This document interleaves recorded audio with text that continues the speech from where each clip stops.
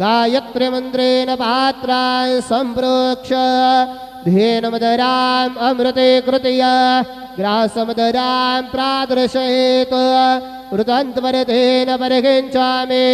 ॐ प्राणाय स्वाहा ॐ अपानाय स्वाहा ॐ व्यानाय स्वाहा ॐ उदानाय स्वाहा ॐ समानाय स्वाहा ॐ ब्रह्मणे नमः।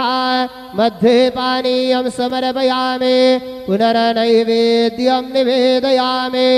ॐ प्राणाय स्वाहा ॐ अपानाय स्वाहा ॐ व्यानाय स्वाहा ॐ उदानाय स्वाहा ॐ समानाय स्वाहा ॐ ब्रह्मणे नमः।